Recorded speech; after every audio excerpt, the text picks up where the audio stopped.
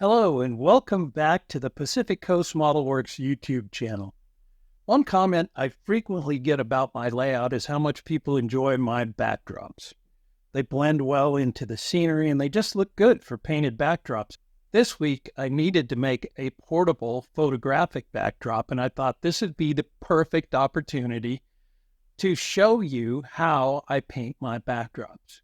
I've adapted my techniques from Chris Lyon, and I've linked a couple of his videos in the description below if you want to watch some really good long-form videos about this method of painting backdrops. Be sure and check those out. Really, we're just using 4 colors and dabbing paint on. We don't even mix the paint. We allow the paint to be mixed on the backdrop. So if you're ready to get in touch with your inner Bob Ross, let's do some painting.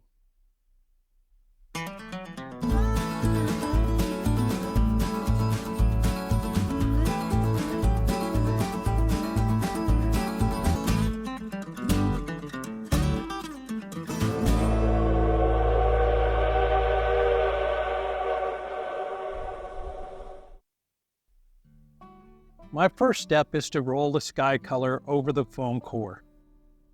This is a flat latex house paint that I bought at a big box store. I use a short nap roller for this. The foam core will curl when latex paint is applied, but painting the other side will help pull it back. My permanent backdrops are painted on 1/8" masonite with taped and sanded joints. Next, I'm going to sketch my hills with a pencil. To keep our mountains from looking cartoon-like, I keep the shoulder slopes at an angle less than 30 degrees. Since this backdrop will be used for photos, I'm keeping the horizon line low. My permanent backdrops have a horizon line that is about 10 inches below the viewer eye level, so that when you view the layout, it looks as if the horizon extends further.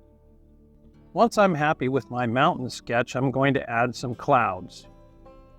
I use a damp, not wet, household sponge with a bit of gesso on it and begin dotting in distant clouds near the horizon.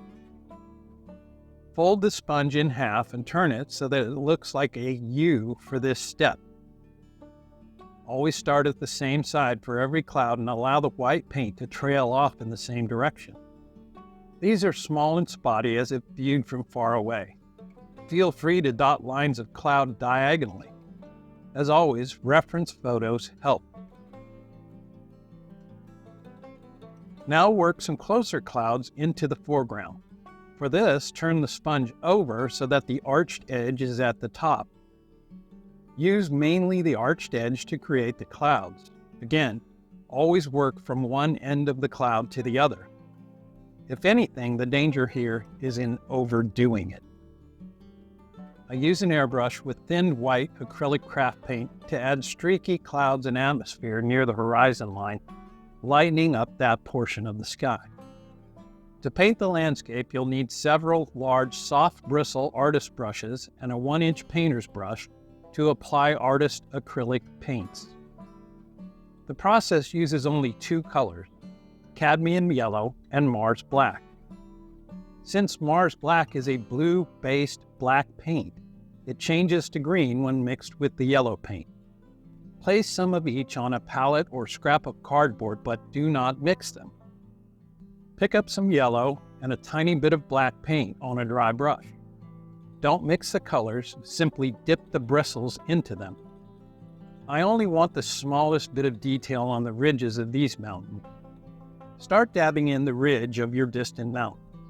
Allow the bristles of the brush to create a tiny tree line. Keep picking up paint as needed and dabbing until the ridge is completed. If any area seems too light or too dark to you, simply get a little more of the lighter or darker color on the brush and work that area again. Don't overwork any particular area. We want some separation of the 2 colors.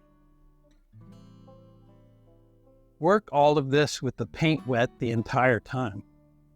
Once the colors on the brush become completely mixed, clean the brush, set it aside, and start over with a dry brush. To create the illusion of atmosphere, I use the airbrush to very lightly spray a white mist over the distant mountains.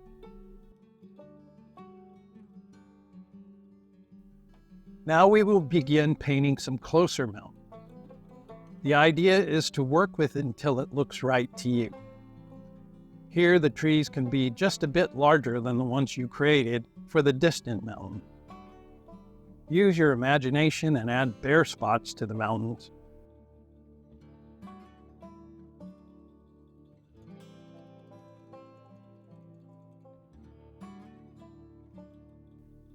To create meadows, pick up a little yellow with a 1-inch painter's brush and make some sweeping brush strokes that indicate the slope of the hill.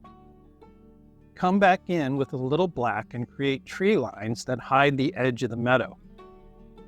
I often add spots that indicate clumps of trees within the meadow itself. Create trees and bushes of varying shapes and sizes, though not too large, to fill the middle ground. Use layers of trees to establish the lay of the land, varying the intensity and hue of colors used.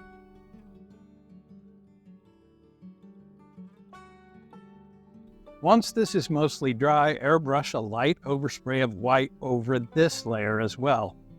This will add to the overspray you did on the distant mountains, making them appear even more distant. Now we add the foreground. Using the soft bristle brush, create larger trees and bushes. I don't paint in tree trunks for deciduous trees or any level of detail to the foreground.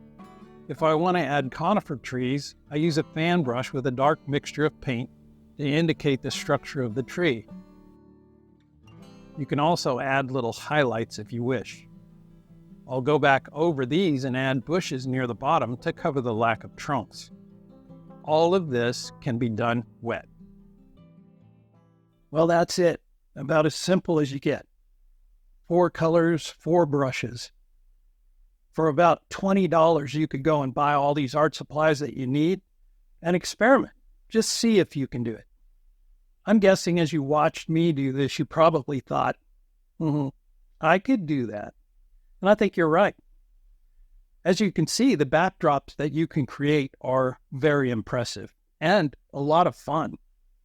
I want to thank you for stopping by again. I just want to let you know I appreciate all the comments and interaction that I have with all of you. And if you have questions, feel free to leave them in the comments on this video. As always, this is Scott Forbes wishing you happy modeling and happy painting. So long.